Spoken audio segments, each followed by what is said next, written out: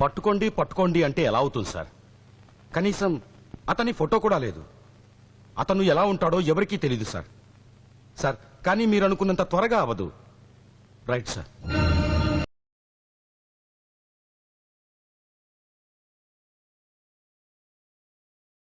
ఆ లీడర్ ఎవరో తెలిస్తే ఈ గొడవంతా ఎందుకు సార్? సార్ చెప్పండి సార్. ఆ బల్బీర్ సింగ్ వల్ల అందరి ఉద్యోగాలు పోయేలా ఉన్నాయి. ఇక్కడ డిపార్ట్మెంట్ అంతా ఆ ఏసీఎఫ్ లీడర్ గురించి tension sir. Excuse me sir. ఉండవయ్యా. ఏంటి అరెస్ట్ చేసిన వాళ్ళ? అసలు వాళ్ళ నోట్లో నుంచి చిన్న క్లూ కూడా బయటికి రావట్లేదు సార్. Okay sir. ఏంటయ్యా ఏంటి? బల్బీర్ సింగ్ గారిని కలవాలండి. అక్కడెక్కడో పైన ఉంటాడు. ఎడవయ్యా. ఈ ఏసీఎఫ్ నాయకుని పట్టుకోవడం కంటే ఆ వీరప్పని పట్టుకోవడం చాలా ఈజీలా ఉందిరా. సార్ బల్బీర్ సింగ్ గారు ఎక్కడ ఉంటారు? ఆ పైన ఎక్కడ ఉంటారు చూడవా. ప్రతి డిపార్ట్మెంట్ లోనూ ఏసీఎఫ్ మనుషులున్నారు అంటున్నారు. ఏ ప్రతి ఊళ్ళోనూ పోలీసులు లేరా? In Andhra Pradesh there are more than 83,000 police man. మరి అతను ఒక్కడు, ఒకే ఒక్కడు. Shame on us. Excuse me sir. ఎవరినో లోపలికి ఎవరో ఇచ్చారు. ఎవరా సెక్యూరిటీ నిద్రపోతున్నారా? సారీ సార్, నేను సింగ్ గారితో మాట్లాడాలి. అసలే మేము ఇక్కడ టెన్షన్ తో తెస్తున్నావు. సడన్ గా ఎంట్రీ ఇచ్చి నువ్వు ఇంకో టెన్షన్ తెస్తావుడా? మీరు ఎవరి గురించి టెన్షన్ పడుతున్నారో ఆ వ్యక్తిని నేనే సార్. ఏంటి? ఆ ఏసీఎఫ్ లీడర్ ఠాగూర్ని నేను.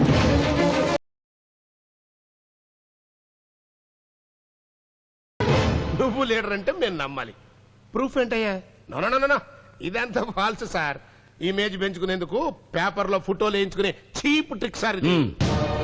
నేను క్యాసెట్ లో విన్నాను. వాయిస్ ఇతనిదే. ఆ వాయిస్ లోని గాంభీర్యం, ఆ కళ్ళల్లోని తేజస్సు, ఆ కాన్ఫిడెన్స్.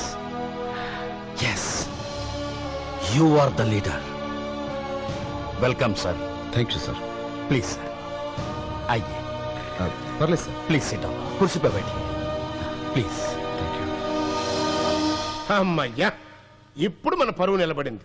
పెద్ద క్రిమినల్ ని మనం పట్టేశాం. నో, మనం ఇతన్ని పట్టుకోలేదు. తనకు తానుగా లొంగిపోయారు. He's not a criminal. He's a creator. Created sensation. చెప్పండి ఠాగూర్. సార్, అరెస్ట్ అయిన మా వాళ్ళందరినీ అన్కండిషనల్ గా విడిచిపెట్టండి. వాళ్ళ మీద ఉన్న కేసులన్నీ విత్డ్రా చేసి వాళ్ళ ఉద్యోగాలు వాళ్ళకి పెంచండి. ఈ ఆపరేషన్ కి సంబంధించినంత వరకు పూర్తి బాధ్యుడిని నేను. నన్ను అరెస్ట్ చేసి ప్రాసిక్యూట్ చేయండి. ఐ నో ఠాగూర్జీ, నాకు మీ ఆటోగ్రాఫ్ కావాలి. ఏసీఎఫ్ నాయకుడు ఠాగూర్ తనంతట తానుగా లొంగిపోయారు. తన అనుచరులను విడుదల చేయవలసిందిగా ఆయన పోలీస్ శాఖను కోరారు. పోలీస్ యంత్రాంగం గవర్నర్ తో చర్చలు జరుపుతున్నారు. హైకోర్టు బార్ అసోసియేషన్ ఠాగూర్ కి ఉరిశిక్ష పడుతుందని ఊహిస్తున్నారు. ఈ ఊహాగానాలపై ప్రజలు తమ నిరసనను వ్యక్తం చేస్తున్నారు.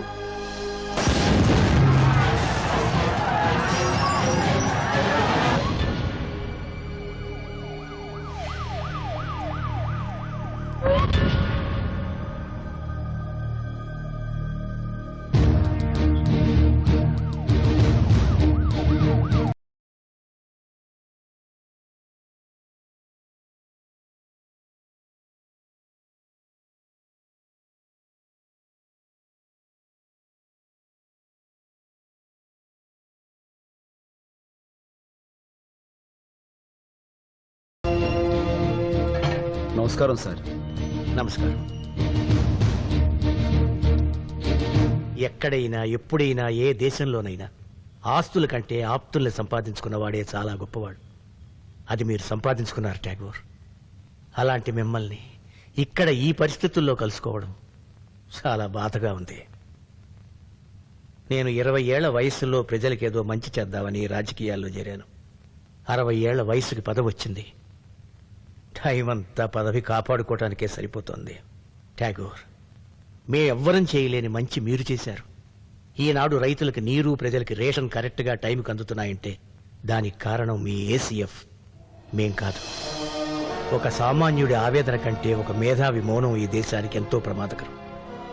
మీలాంటి సోషల్ కమిట్మెంట్ ఉన్న ఓ వ్యక్తిని ఉరితీస్తారన్న వదంతులు విని ప్రజలెంతో బాధపడుతున్నారు. అందులో నేను ఉన్నాను. న్యాయం అని నోరెత్తిన వాడికి ఈ దేశంలో జరిగే సన్మానం ఇదే కదా సార్. You are right. కానీ మీలాంటి వాళ్ళని పోగొట్టుకోలేం ఠాగూర్. ఒకవేళ మీకు ఉరిశిక్ష పడితే రాష్ట్రపతి దగ్గర నుంచి క్షమాభిక్ష వచ్చేలా చేస్తాను. క్షమాపణ? నాకు నచ్చని ఒకే ఒక పదం సార్ అది. ఎవరి క్షమాపణ నాకొద్దు. నేను తప్పు చేశానని కోర్టు నిర్ణయిస్తే ఏ శిక్ష వేసినా భరిస్తాను. మీరు చేసింది తప్పేనని ప్రాసిక్యూషన్ వాదిస్తే? నేను చేసింది తప్పైతే మీరు నా కోసం ఇక్కడికి రారు. నేను చేసింది తప్పైతే మీరన్న ఆ జనం నా కోసం బాధపడరు. అసలు నేను చేసింది తప్పని నాకు అనిపిస్తే నేనే చెయ్యను. మేధావులు మొండివాళ్ళని విన్నాను. మిమ్మల్ని చూస్తే నిజమనిపిస్తోంది. కనీసం మీ తరఫున ఒక మంచి లాయర్ని పెడతాను, దానికైనా ఒప్పుకోండి. వద్దు సార్, నా కేసు నేనే వాదించుకుంటాను. మీరు నన్ను చూడడానికి ఇంత దూరం ఇచ్చారు, చాలా సంతోషం. ఏంటి సార్ ఇది? ఒక్క వ్యక్తి గురించి ఇంతమంది ప్రజలా? ఇంతవరకు దాదాపు నాయకులందరూ పార్టీల్లో పుట్టారు. ఇతనొక్కడే ప్రజల్లోంచి పుట్టాడు. నిజమైన నాయకుడయ్యా ఇతను. రాఘవరెడ్డి గారు, సార్, ఏ ప్రజల కోసం ఠాగూర్ ఇదంతా చేస్తున్నాడో ఆ ప్రజలకి అతని ఆవేదన తెలియాలి. ప్రతి ఆంధ్రుడు అతని వాదన వినాలి. కోర్టు ప్రొసీడింగ్స్ అన్ని లైవ్ టెలికాస్ట్ చేసి ప్రజలందరూ చూసి ఏర్పాటు చేయండి ప్లీజ్.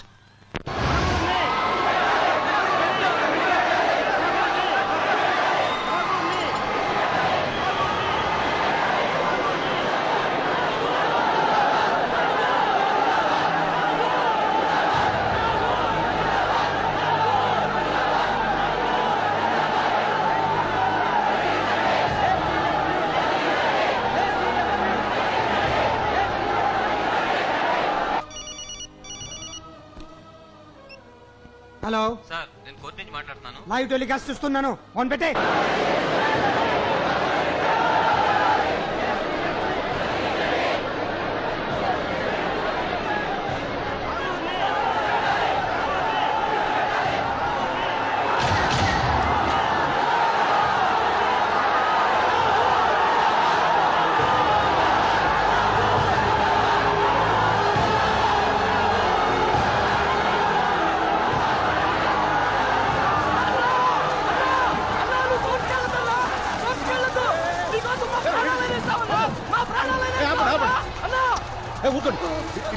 ఏంటిది? నువ్వు వెలిగించే అగ్గిని ప్రాణాలు తీస్తుంది. ఇదే అగ్గిని గుండెలో వెలిగించుకో, 100 మందికి వెలుగునిస్తుంది. నా కోసం ఇలాంటి అఘాత్యాలు చేయొద్దు సార్. నేను పదండి సార్, జాగ్రత్త, లోపల పదండి సార్.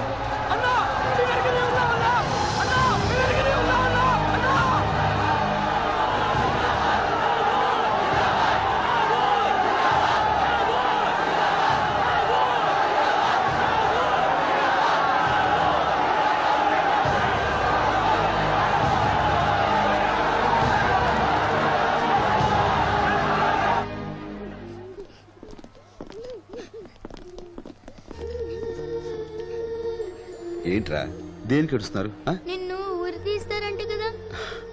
లేదు నాన్న, మీరు అలా ఆడకూడదు. అడ్డడే. దేవకి, దేవుడు నాకు 2 సార్లు పిల్లల్ని ఇచ్చాడు. ఒకసారి వాళ్ళని నాకు దూరం చేశాడు, ఇప్పుడు నన్ను వీళ్ళకి దూరం చేస్తున్నాడు. అలా అనకండి, మీకేం కాదు. ఒకవేళ నాకు ఏదైనా జరిగితే వీళ్ళని బరువు అనుకోకు, బాధ్యత అనుకో. వస్తా. ఏరా, జాగ్రత్త. ఓ సూర్యం, నీకు ప్రమోషన్ వచ్చిందా? వచ్చింది సార్, కానీ వద్దన్నాను. ఏ? ఒక రౌడీని పట్టించి, ఒక కేడీని పట్టించి, ఒక స్మగ్లర్ని పట్టించి ప్రమోషన్ తీసుకోవడంలో అర్థం ఉంది సార్. కానీ ఓ దేవుణ్ణి పట్టించి తీసుకోవాలనిపించలేదు సార్. అరే సూర్యం, నీ డ్యూటీ నువ్వు చేసావు. అందరూ నీలాగే సిన్సియర్గా డ్యూటీ చేస్తే ఈ ఠాగూర్కి కోర్టు మెట్లకి అవసరం ఉండేది కాదు. నువ్వు ఇలాగే నిజాయితీని నమ్ముకో.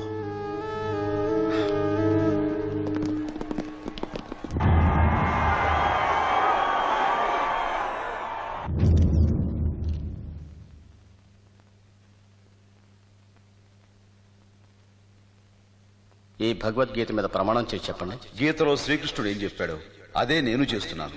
ఇంకా ఈ ప్రమాణాలు దేనికి సార్? అది కోర్టు ఆనవాయితీ. గీత మీద చేయటం మీకు ఇష్టం లేకపోతే మీ ఆత్మసాక్షిగానైనా ప్రమాణం చేయాలి. Thank you sir. నా ఆత్మసాక్షిగా చెప్తున్నాను, సొసైటీలో జరిగే అన్యాయాలు చూడలేకే ఏసీఎఫ్ని స్థాపించాను. ఆ సంస్థ చేసే పనులన్నిటికీ నేనే కర్త, కర్మ, క్రియ. ఠాగూర్ గారు, ఒక ముఖ్యమంత్రికి ఉన్నంత నెట్వర్క్ మీకుందని పోలీస్ డిపార్ట్మెంట్ చెబుతోంది. ఇంత మేధస్సు ఉండి, అంతమంది ఫాలోయర్స్ ఉండి ఈ మార్గాన్నే ఎందుకు ఎంచుకున్నారు? కొన్ని సంవత్సరాల క్రితం పేరు మోసిన క్రిమినల్ లాయర్ శేషగిరిరావు మిమ్మల్ని జూనియర్గా చేర్చుకోవడానికి 5,000 లంచం అడిగితే ఉన్న ఒక్క ఇల్లు అమ్మి లంచం ఇచ్చి కన్న కూతురి పెళ్లి చేయలేక కుమిలి చనిపోయారు మీ నాన్నగారు. మీ నాన్నగారి దుస్థితి ఏ తండ్రికి రాకూడదని ఈ మార్గం ఎన్నుకున్నాను. ఈ సంగతి మీకెలా తెలుసు? మీరే అన్నారు కదా సార్ ఈయనకి ముఖ్యమంత్రికి ఉన్నంత నెట్వర్క్ ఉందని.